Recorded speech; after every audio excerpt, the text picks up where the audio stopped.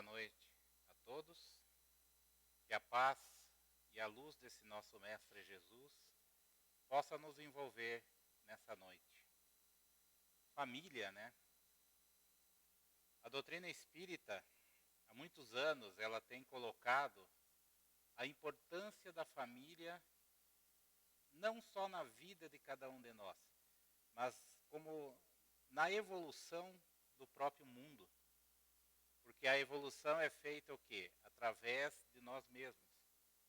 Conforme evoluímos, progredimos, nós ajudamos a sociedade a evoluir também. Essa imagem que eu achei bem interessante até, né? Mostra, né, a figura de José, Maria e Jesus quando adolescente. Foi criada, né, não se tem muitas notícias sobre a adolescência de Jesus, né? Mas fica uma imagem singela para a gente começar. Porque família, né, ontem e hoje, ela teve sempre uma preponderância muito grande na vida de todos. Mesmo entre selvagens no passado longínquo, nós vimos que sempre havia a questão familiar. Cada um chamava de um jeito ou de outro, mas havia esse clã, havia essas pessoas reunidas em família. Nos dias atuais, a gente vê um problema muito sério relacionado à família. E que faz parte até do progresso da humanidade, onde tudo é questionado.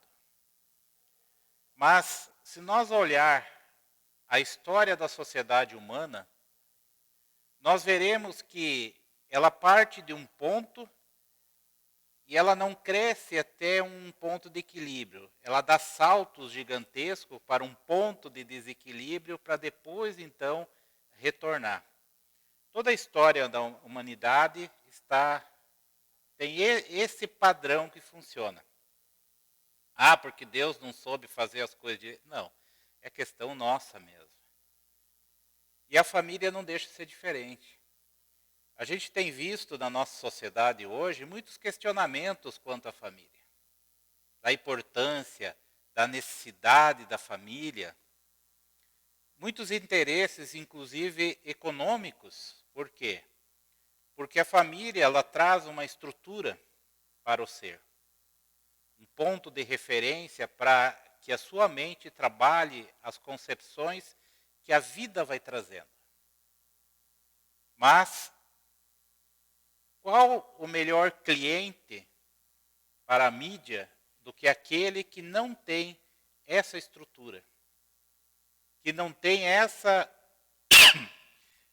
esse ponto de vista sobre as coisas para poder raciocinar sobre o que está acontecendo. E assim a gente vê, infelizmente, não é toda a mídia, muita mídia séria no mundo, mas normalmente é aquela história, os maus, né, gritam mais forte. Os bons são tímidos. E isso faz com que as famílias, de uma maneira geral, tenham se desestruturado com o passar do tempo. Os pais, muitas vezes, por questões materiais, acabam querendo empurrar para a escola o ensino que eles deveriam passar para os seus filhos. Então a ideia hoje é justamente a gente fazer uma rápida passagem pelas transformações da família, né?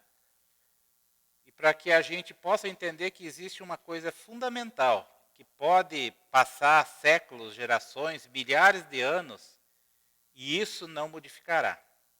Mas primeiro vamos começar a ver uma rápida história da família. E não vamos à época de Jesus. Vamos alguns anos atrás, 50, 60, 100 anos atrás. Como que eram as famílias, né, antigamente? Nós vemos nessa imagem, né, que eu peguei na internet, né, logicamente. Vejam a escadinha, né? Devia ser um por ano, mais ou menos. Na minha contagem, deu 14 filhos. E pela cara do pai ali, ela deve ter falado para ele um pouquinho antes da foto, estou grávida. Porque ele está olhando para ela com uma cara de assustado, gente. Vem o 15º aí. Oi?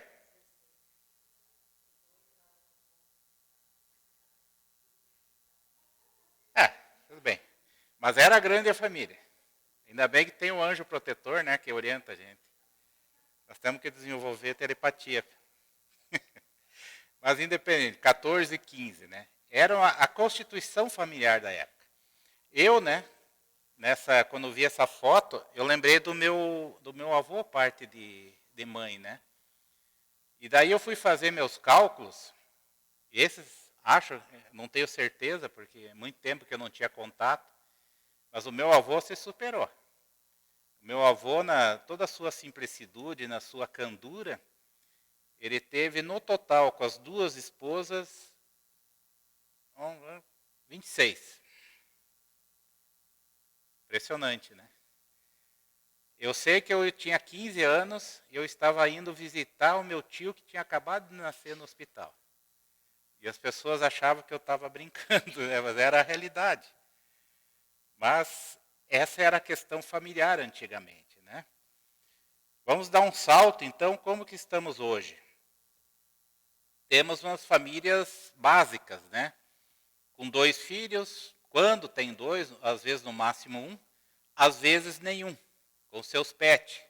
Às vezes, os animaizinhos, nossos irmãozinhos, eles substituem até os filhos na vida do casal. Isso aí já demonstra uma questão conceitual do que as pessoas andam pensando. Eu lembro uma história com um amigo meu, na época, eu era mais contundente em minhas colocações às vezes, né? E um colega meu de trabalho que veio para cá, nós fomos almoçar, e nós falando sobre família, eu e um outro colega, e falando de filhos e coisa e tal, e ele falou, eu não tenho filho, eu e minha esposa não queremos nem ter. Daí nós começamos, né, a tentar, olha, tudo bem, é difícil tudo, mas é bom, tem as coisas boas superam as coisas ruins, né? E ele me fala assim, né, ele falou assim, se for para ter um filho, vamos adotar um cachorro. Daí ficou os dois meio choque, né? Porque a gente não esperava uma resposta daquelas. E aí veio aquela coisa que eu deveria ter segurado e não segurei. Né? Que eu falei para ele, ainda bem que teu pai e tua mãe não pensaram da mesma maneira, né?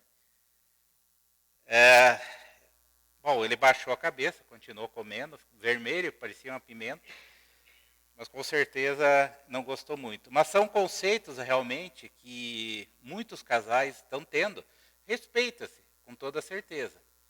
Mas precisa ver o porquê. Porque existe, por exemplo, casais de missionários que não tiveram filhos. O próprio Kardec e a Amélie, né, que fizeram um trabalho grandioso desde a educação na França da época e no desenvolvimento da doutrina espírita, eles não tiveram filhos. Mas por quê? Porque eles tinham uma missão que não teriam como realmente ter condições de ter uma família com filhos, porque a gente sabe que tem sacrifícios, tem dificuldades e algumas coisas que às vezes você não consegue então desenvolver um trabalho missionário, por exemplo, quando você tem essa responsabilidade. Muito bem. A doutrina espírita nos fala, no Evangelho segundo o Espiritismo, no capítulo 14, que nós temos 2 tipos de família. Laços espirituais. Qual é a característica desses laços espirituais? A característica é que são todas aquelas pessoas com as quais nós convivemos durante as nossas reencarnações. Então é um tipo de família que está sempre crescendo. E a base dela é o amor, a vibração.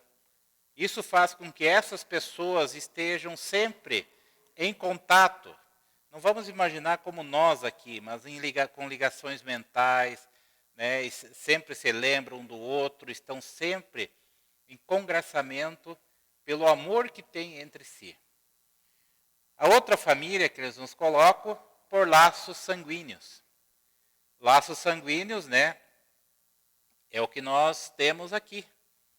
O pai, a mãe, os filhos, são ligados, como se diz, pelos laços de sangue. A gente sabe na doutrina espírita que não é o sangue que determina as questões dos sentimentos, não é o sangue que determina a personalidade e nem sequer o status de cada um, né? Tudo depende de cada ser. Mas essa família, para não nos ficarmos muito apegados a esse tema, ela é programada. Quando nós fazemos a nossa programação reencarnatória, nós definimos nessa programação reencarnatória em que família nós vamos renascer, em que condições, quem serão nossos pais, quem serão nossos irmãos e daí por diante. Então há uma programação do agrupamento familiar aonde nós iremos renascer. Inclusive, às vezes, nós convivemos em outro agrupamento familiar para aprender com eles, ou para ensinar, ou para se reajustar com alguém. Mas, via de regra, nós estamos sempre reencarnando no mesmo agrupamento familiar. Varia conforme a necessidade de cada um. E esse sistema familiar que é antigo, né, como eu já falei, ele começou na época como sistema patriarcal. E até hoje, né, existe uma dificuldade por parte dos homens de aceitar essas mudanças que houve, né? Às vezes, numa família, a matriarca é que comanda, né? Diz as más línguas que é a mulher que manda no final das contas, né? E a gente só pensa que manda, mas eu tenho minhas dúvidas quanto a isso. Mas o fato é que esse sistema patriarcal é um sistema que hoje já se transformou também, né, em que os dois têm que conversar, os dois têm que decidir sobre as coisas, sobre a educação dos filhos, mas com certeza a gente tem visto pelas notícias e vários acontecimentos que a gente vê acontecer que não é muito fácil, né, para a mentalidade masculina. O machismo ele é ainda muito dominante na nossa sociedade. E aí nós temos então, né, essa família, né, aí com tios, primos, etc e tal, e que vão se consorciando, casando, né, com outros, se juntando, e vai formando então esse agrupamento familiar. E temos também, né, mais atualmente, as que são chamadas de novas famílias. Essa imagem aqui, né, colocamos com Jesus no centro, justamente porque há muito questionamento, se discute muito a questão das novas famílias. Mas cabe a nós, né, assim como Jesus ama a todos indistintamente, cabe a nós, concordando ou não, respeitarmos e amarmos. Isso é o que importa. Mas essa é a realidade da nossa sociedade hoje. Agora, entrando no livro dos Espíritos, né, a questão 695, ele nos pergunta, será contrário à lei da natureza o casamento? Isto é, a união permanente de dois seres? E a resposta deles é um progresso na marcha da humanidade. Na questão 696, que efeito teria sobre a sociedade humana a abolição do casamento? Seria uma regressão à vida dos animais. Vejam como é contundente essa colocação dos espíritos e que demonstra a importância do agrupamento familiar, né? Um progresso a essa união, vamos falar casamento, união permanente, porque casamento não é questão de ter um papel passado nem nada, é a questão da união entre as pessoas. É um progresso na marcha da humanidade. Seria a regressão à vida dos animais se fosse abolido. Veja a importância que eles dão a esse casamento, né, a essa união de dois seres, e que é muito combatido hoje em dia, né? E na questão 775, qual seria para a sociedade o resultado do relaxamento dos laços de família? Uma recrudescência do egoísmo, quer dizer, o egoísmo ele se tornaria mais forte. Por quê? Porque a família, se nós pararmos para analisar, aqueles que já tiveram filhos, aqueles que vão ter, a família, ela trabalha muito o nosso egoísmo. Por quê? Porque nós nos dedicamos aos nossos filhos. Nós abrimos mãos de muitas coisas pelos nossos filhos. E os filhos também, posteriormente, né, eles abrem mãos pelos pais para cuidá-los na sua velhice, quando esses não têm mais condição de se manterem sozinhos, de se locomoverem. Às vezes eu vejo lá no SUS, né, as pessoas acompanhando os pais velhinhos, tudo, eu acho uma coisa mais linda, sabe? Porque a gente vê tanto abandono, vê tantas coisas acontecer hoje, e quando eu vejo uma cena dessas, eu realmente acho extremamente lindo daquela pessoa estar acompanhando o seu pai e sua mãe que não tem necessidade. Logicamente, quem que não gostaria, né, até desencarnar, de ser livre, de não precisar depender de ninguém. Mas tudo depende de cada um.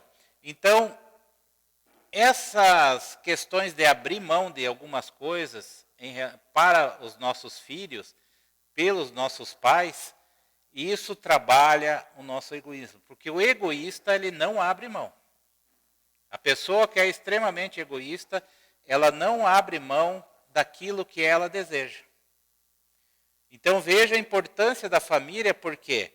Porque nós temos na nossa sociedade ainda, pegando agora a sociedade como um todo, porque tem pessoas que passam fome, pessoas que passam sede, passam dificuldades diversas, doenças, e que na realidade, por estudos que já foram feitos, simplesmente se aquilo que sobra nos países mais ricos seria suficiente para alimentar as pessoas no mundo. Teria água para todos, se fosse bem conservado, né? A gente vê pessoas por aí, às vezes está uma seca, e as pessoas lavando calçada com água limpa, lavando o carro com água limpa. Isso é uma questão egoísta nossa. Por quê? Porque nós não estamos pensando no todo. E assim acontece em todo o planeta Terra. Esse egoísmo reinante. Muitos medicamentos não são desenvolvidos para certas doenças em países pobres. Por quê? Porque na realidade não dá lucro. Então, esse egoísmo existente no mundo faz com que haja esse sofrimento. Ah, mas não é questão do que o espírito tem que passar? Tudo bem, a gente compreende, existe a questão espiritual de cada um. Mas não quer dizer que não seja um ato errado nosso. Nós somos egoístas nessas questões. Na 697, nos fala sobre a questão do divórcio, né? Está na lei da natureza ou somente na lei humana a indissolubilidade absoluta do casamento. É uma lei humana muito contrária à da natureza. Moisés, né, falou essa frase para o pessoal na época, e Jesus, em Mateus, está contando às pessoas na época, que foi por causa da dureza dos vossos corações que Moisés permitiu despedisseis vossas mulheres. Despedisseis, na realidade, era devolver para a família dela. Por que isso acontecia na época? Acontecia que as pessoas só podiam ter uma esposa, e de repente ele se engraçava por outra, mais jovem, mais bonita, e a esposa dele sofria um acidente. Coitada, morria, envenenamento, desaparecia no deserto. Então Moisés, sabendo o que estava acontecendo, ele permitiu então que essa pessoa devolvesse a sua mulher para a sua família, para que elas não fossem mortas pelos seus companheiros. Por isso que Jesus fala, por causa da dureza dos vossos corações. Agora, a questão de divórcio, meus irmãos, é uma lei humana por quê? Porque na realidade ela só está regularizando, o divórcio em si só está regularizando civilmente aquilo que já está separado emocionalmente. Quando as pessoas realmente se separam, é porque emocionalmente, os sentimentos, isso já está separado. Até na natureza dos animais, existem animais que eles têm apenas um parceiro durante sua vida inteira. Mas na nossa sociedade hoje, se colocou essa questão do divórcio como uma coisa corriqueira. Ah, não dá certo, separa. É assim que a gente vê muitos jovens hoje fazendo. Não dá certo, separa. Como se não tivesse ideia ou noção do que realmente envolve um relacionamento. Um relacionamento, ele envolve muita coisa em termos de sentimento, de emoções e até de progresso da própria pessoa como ser. Ah, não deu certo, separa. E isso vem da onde? Vem muito, infelizmente, de pessoas famosas que têm aquela história. Casa, 2, 3 meses depois separa, quando não dá uma semana. O porquê eles separam, não sei. Não sabemos. Mas o fato é que essas pessoas acabam se casando e separando. E todo mundo acha que é assim, não deu certo, pega e separa. Mas existe realmente uma questão muito séria num relacionamento. Às vezes a gente, em casa, né, discute com os filhos a questão do ficar, né? É uma coisa difícil para nós, que somos jovens há mais tempo, aceitar essas questões como são os relacionamentos hoje. Mas só o tempo, né, vai fazer com que cada um realmente compreenda o que é uma relação. Mas o fato é que a questão da separação em si, ela não deve ser uma coisa fútil. Porque as pessoas vão falar, mas a doutrina espírita aceita o divórcio. Realmente, a doutrina espírita aceita. Mas não é assim a coisa, casa separa, se não deu certo, já separa. Nós devemos tentar até o limite de nossas forças. Daquele relacionamento que nós estamos tendo. Divaldo Franco, né, com certeza todos conhecem, ele fala que o divórcio é necessário por essa mesma dureza dos nossos corações, né? Porque ninguém vem a essa vida, isso é importante a gente ter essa ideia aí que a doutrina espírita nos coloca, ninguém vem a essa vida para apanhar. Ninguém vem a essa vida para ser bandido, para matar, para roubar. Os diversos tipos de roubo. Seja os roubos de colarinho branco, seja aqueles assaltos, né, os roubos de objetos. Mas ninguém vem a essa vida para ser bandido. Então, a gente já vê que ninguém vem a essa vida para ficar apanhando. Não, você vai para lá agora, mas você vai ficar apanhando para. Não é assim. Então a doutrina ela concorda que haja essa separação quando a continuidade desse relacionamento vai levar a uma situação muito pior do que está. Por exemplo, quando um dos cônjuges resolve matar o outro para ter a sua liberdade. Então, o que é preferível nisso? Ele não vem aqui programado para matar aquela pessoa. É preferível, então, que os dois se separem do que continuem juntos e vão criar problemas maiores para as próximas reencarnações.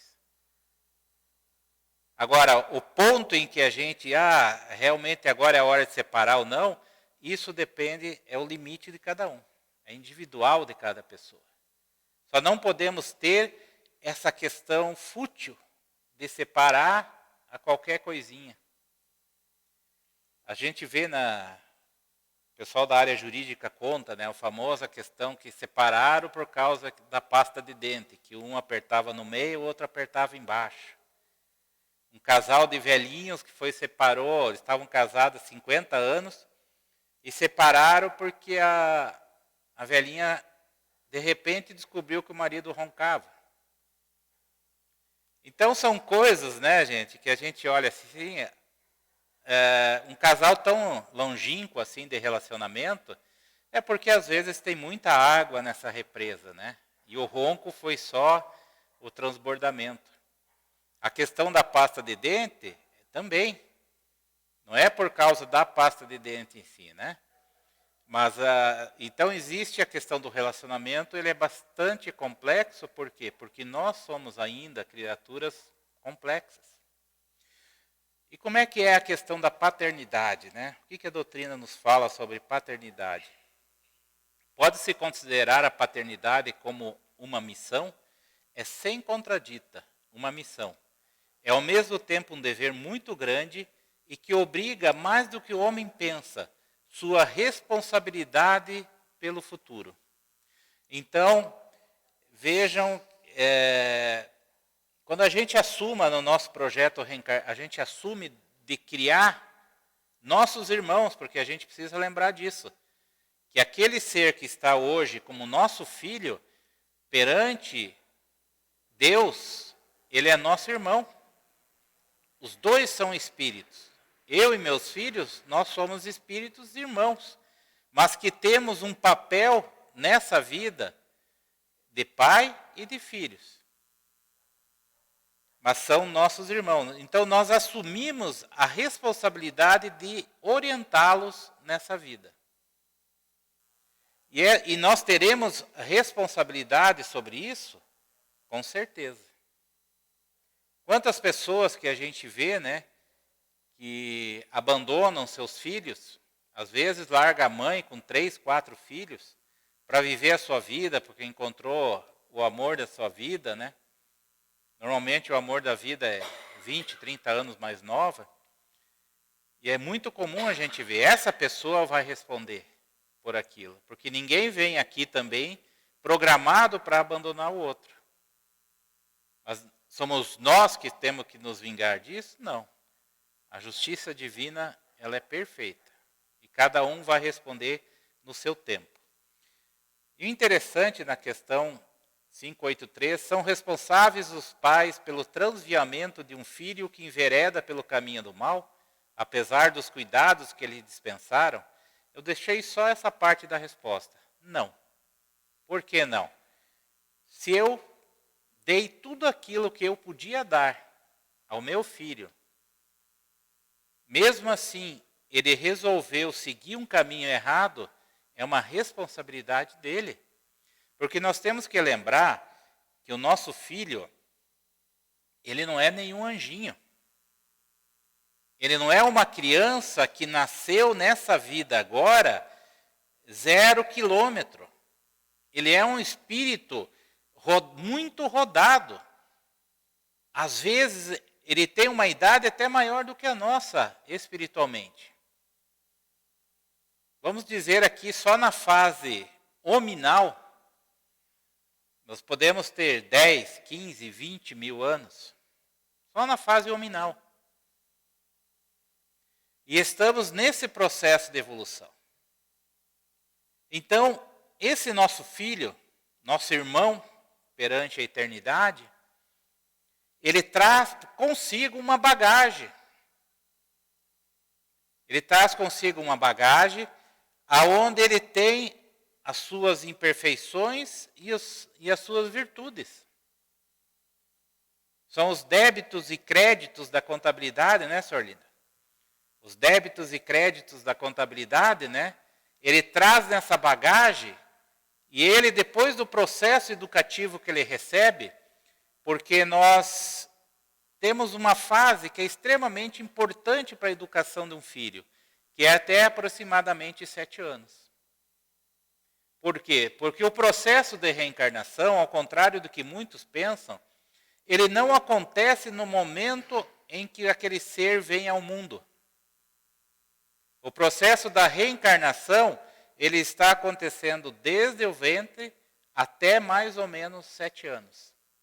Aonde o corpo espiritual, ele vai se acoplando ao corpo físico, célula a célula. E o importante dizer também que é o corpo espiritual que molda esse corpo físico. Então a reencarnação é até esse período, mais ou menos.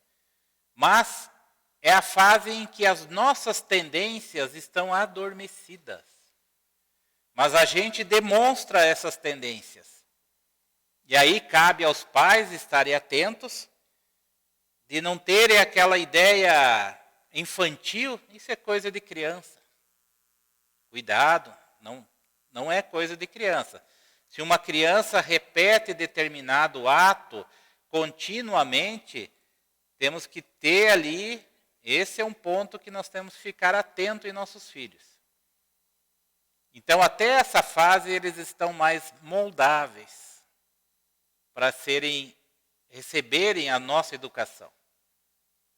Dos 7 anos até a adolescência, é um período em que começa a despertar aquela bagagem que ele traz da sua vida, ele começa a comparar com os ensinamentos que nós demos para eles, e principalmente com os nossos exemplos. E quando chega na adolescência, ele tem uma nova personalidade aquele ser. Ele já é um ser com uma personalidade, mesmo que imatura, mas é um ser já formado em termos de personalidade. Então, quando as pessoas falam, não, mas quando ele chegar na adolescência eu vou educar ele. Não vai. Não se educa mais a partir dessa fase. Não se consegue. Pode até tentar, mas não se consegue. Às vezes a pessoa, como diz no popular, é abençoado que vem ali um espírito quase de luz, né, e que ele veio para ensinar e puxar aquela família para frente. Mas a grande maioria não tem como começar a educar, porque já é um ser formado. E aí começa aquelas questões dos conflitos de gerações, como é chamado. Mas por que vem esse conflito? Primeiro que você tem um novo ser, em termos de personalidade, a psique formada, a nova psique dele. Somado a isso, você tem uma turbulência hormonal, que todo jovem, quando entra na adolescência, passa por essas turbulências, né? São hormônios e hormônios, as modificações corporais, e tudo isso gera muita dificuldade de compreensão por parte do jovem. Mas esse jovem também, ele precisa se encontrar no seu meio familiar. Ele precisa desenvolver o seu lugar, o seu cantinho. E não estou falando na questão física. Porque como que a criança, né, via os pais até essa idade, até chegar na adolescência? Via como os heróis. Meu pai herói, minha mãe herói, um mais, outro menos, mas ele tinha aquela visão dos pais como heróis. Mas esse pai e essa mãe eram tão grandes que eu não tenho espaço para mim aqui. Então, por um instinto de sobrevivência, ele começa a desconstruir esses heróis. E aí começam os conflitos. Tudo isso, a doutrina espírita já coloca há muito tempo, e a psicologia já trabalha isso. Há uma desconstrução dos pais, para que ele possa encontrar seu lugar. Então, soma-se isso, a dificuldade dos pais de compreenderem essa situação. Porque daí a gente quer ser pai e mãe, né, botar embaixo da asa, o filho está lá com 40 anos, né, e estamos lá com o braço lá tentando fazer com que o filho nos obedeça, que ele ouça o que nós estamos falando e siga aquilo que a gente está falando. E se ele não fizer aquilo que a gente está falando, nós ficamos magoados. Então, essa dificuldade de compreender essas questões é que gera tanto conflito, né, entre pais e filhos.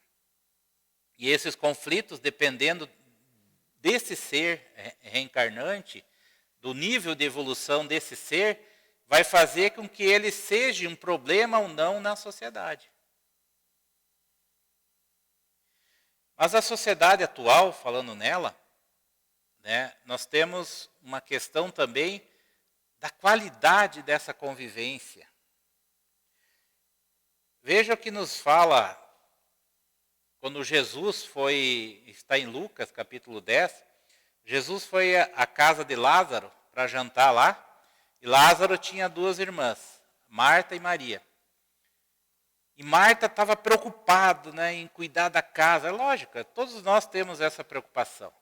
Mas a hora que Jesus chegou, Maria foi lá, sentou ao lado do mestre e ficou ouvindo os ensinamentos e as histórias que Jesus contava.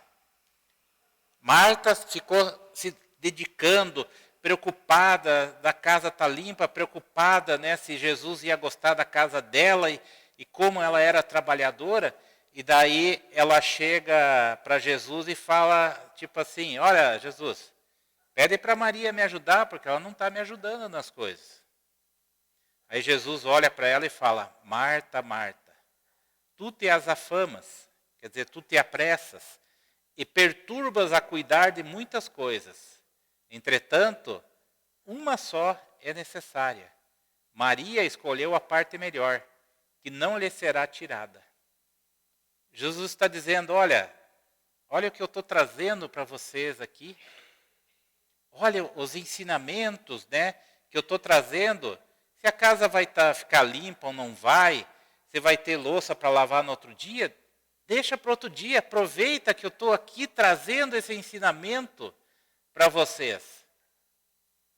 E assim é a questão hoje que a gente vê que as pessoas estão muito preocupadas com a parte material e pouco preocupadas com a convivência. E a gente viu nessa época agora da pandemia a dificuldade que muitos pais tiveram na convivência com os filhos. Eu não saberia dizer se numa cidade como a nossa, mais pequena, se haveria tanto problema assim. Mas muitos pais, principalmente em cidades grandes, eles estavam implorando para que os filhos voltassem para a aula, mesmo correndo riscos seríssimos de contaminação. Porque eles não conseguiam lidar com aquele filho que eles viam. Normalmente, só na hora de dormir, dava boa noite e o filho já ia dormir. Para eles estava bom. Eu comprava um brinquedo, eu comprava não sei o quê, dava tudo o que ele queria, e eles achavam que estavam abafando como pais. Só que não é essa a realidade. Toda vez que havia uma reclamação da criança no colégio, essas professoras incompetentes, essa diretoria dessa escola não sabe nada, porque o meu filho é um anjinho. E eles viram que aquele filho não era tão anjinho assim. E mesmo no relacionamento entre o casal. Porque esse casal vivia para trabalhar e simplesmente não havia tempo para terem a convivência relacional que é importante entre um casal. E no momento em que os dois estiveram dentro de casa e foram obrigados a conviver, o número de divórcios aumentou muito. Então, nós precisamos ter essa consciência de que nós precisamos ter qualidade na convivência. É importante ter tempo? É importante também termos tempo. Não podemos viver só para as questões materiais. Até porque isso é importante para nós. Nós temos que desenvolver esse nosso lado espiritual. Mas nós precisamos pensar muito bem na questão do nosso relacionamento, na questão desses filhos que nós temos como nossos irmãos, pelos quais nós somos responsáveis na sua criação e na sua formação. Veja o que nos diz o espírito Adolfo Bezerra de Menezes, no livro A Família Espírita, na psicografia da Ivone Pereira. Nem o mestre, nem o adepto conseguirão cultivar no coração da infância os valores da moral evangélica se os pais, por sua vez, não edificarem no próprio lar o templo feliz do ensinamento, que tenderá a florescer e frutecer para a eternidade. Os valores da moral evangélica. Não é porque você vai para a igreja, você vai para o centro, não é essa a questão. É importante também ter a religião. Mas assim, de passar as virtudes, a nossa moralidade, que muitas vezes nós precisamos ainda desenvolver. A evangelização, por exemplo, na casa espírita, ela hoje tem, né, desde nenê. As crianças espíritas, elas são evangelizadas desde nenê e vão até a juventude, né? E nós temos aqui jovens, né? A Fernanda que apresentou aqui, né? Costumava vê-la correndo por aí, arteando, e agora está aí trabalhando na casa. Como outros, né? Que a gente vê que vão cuidar um pouco da sua vida, têm as suas coisas a fazer, mas vem trabalhar, vem fazer acontecer. Por quê? Porque seus filhos também eles têm que ter a sua formação, e essa formação ela é extremamente importante. Dar religiosidade para o filho é uma coisa, mas dar moralidade evangélica, que é os ensinamentos do Cristo, isso não é coisa para um ano de estudo, no estudo na religião que eu frequento.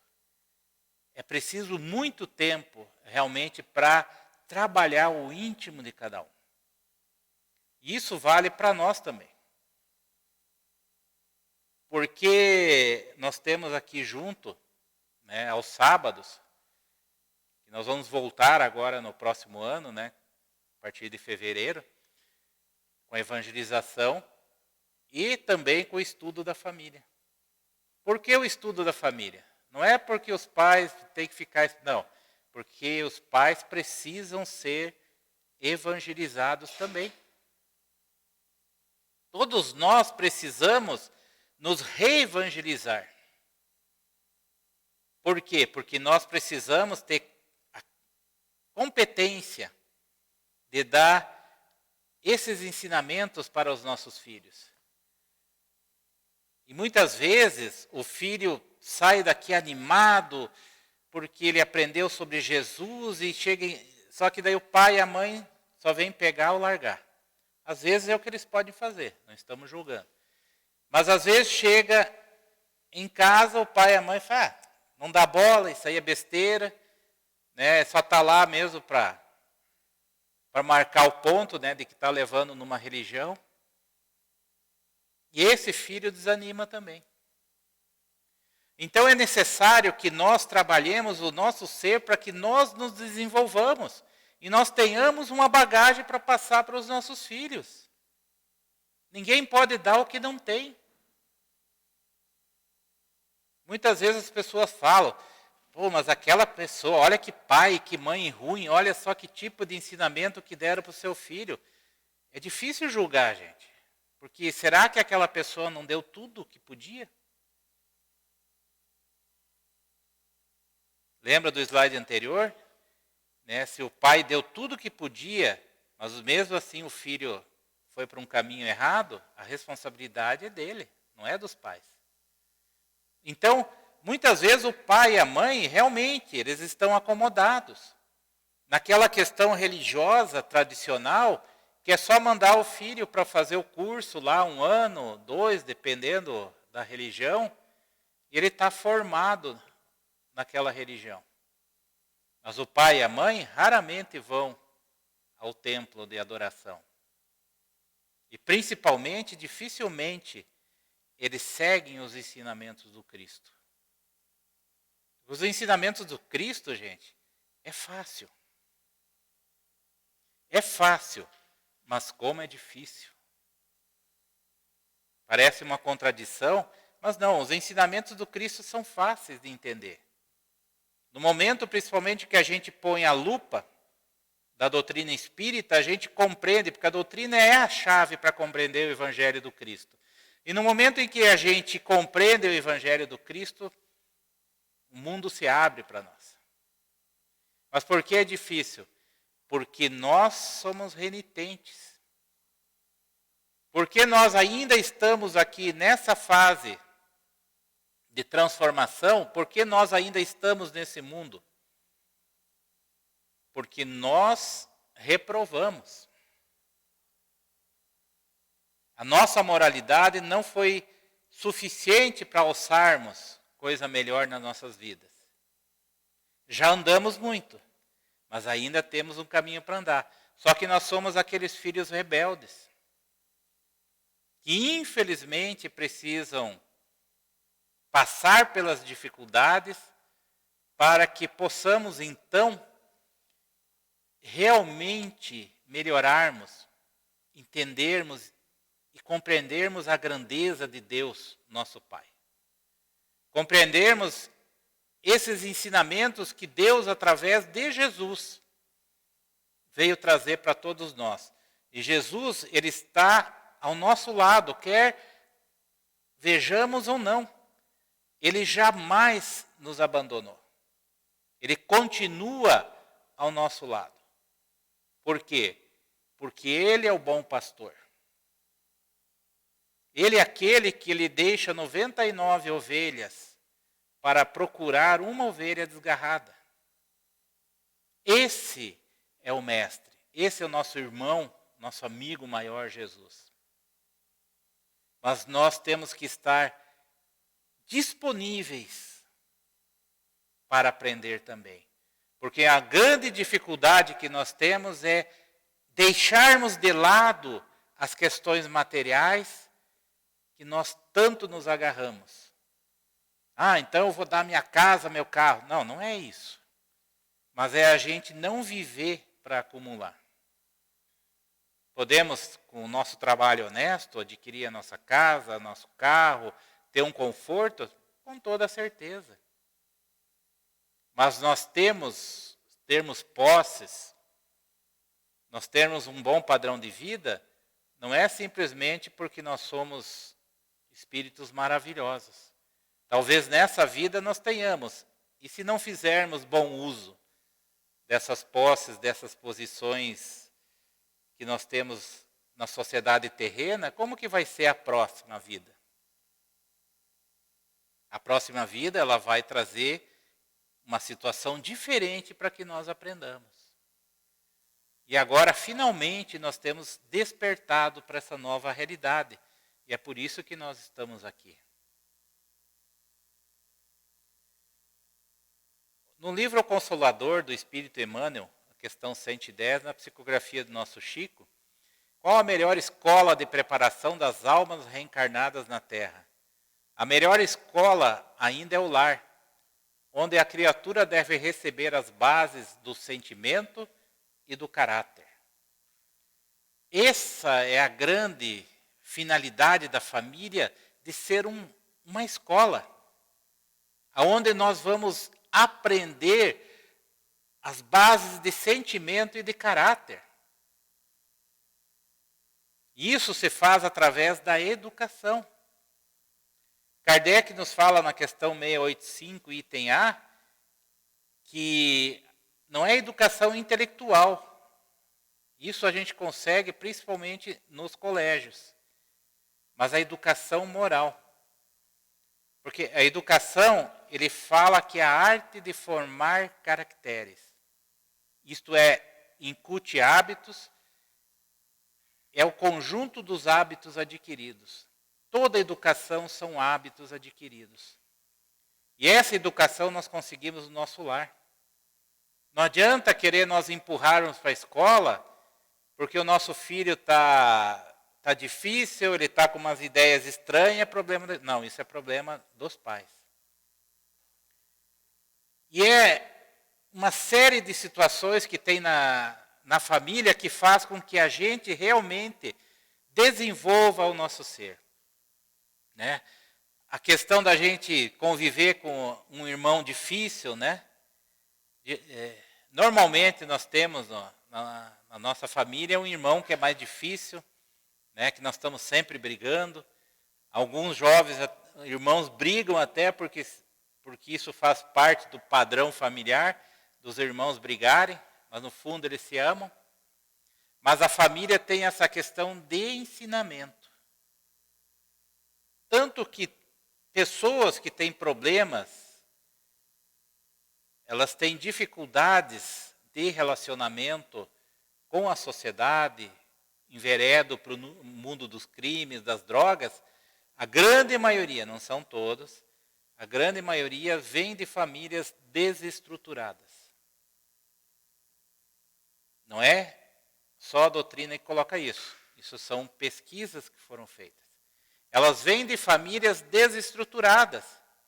Elas não encontram naquela família, principalmente, o amor.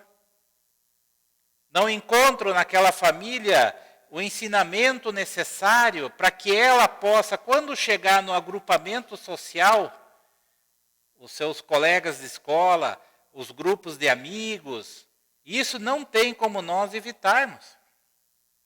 Eles chegam naqueles agrupamentos, se eles não tiverem no seu caráter os ensinamentos valorosos, morais, que o Evangelho do Cristo nos traz, qual base que ele vai usar para saber se o que aquele grupo está falando é certo ou é errado?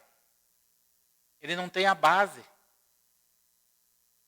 Quando nós não temos a base, nós aceitamos o que vem pela frente. E esses grupos de amigos, às vezes são maravilhosos, mas muitos são também desequilibrados. E as ideias que eles têm não são ideias boas para que nós possamos tomar decisões perante a vida. E aí nós nos comprometemos.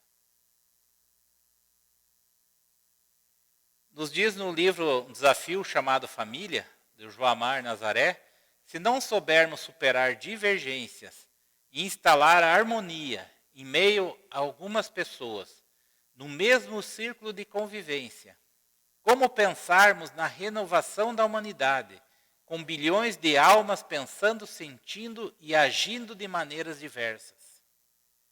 A família é um mini laboratório da sociedade. Se nós não conseguimos viver em paz, não quer dizer que não vamos ter desavenças. Vamos, com toda certeza. Porque é o nosso nível moral ainda. Nós vamos ter, mas se nós soubermos superar essas divergências, nós vamos fazer uma sociedade melhor. Porque a gente cobra, né, de nossos políticos, de pessoas X, Y, por uma sociedade melhor. Mas e a nossa atitude perante a sociedade? Porque nós temos que lembrar que a sociedade não tem vida. A sociedade é apenas um reflexo da média dos seus componentes. Aqui em Mafra, o tipo de comportamento que existe na sociedade mafrense, ela é uma média das pessoas que formam a cidade de Mafra.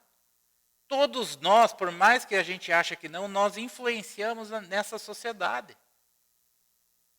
Então, se nós tivermos uma postura equilibrada, uma postura fraterna, uma postura de paz, esse é o tipo de sentimento que nós vamos passar para essa sociedade. Ah, mas eu sou um só.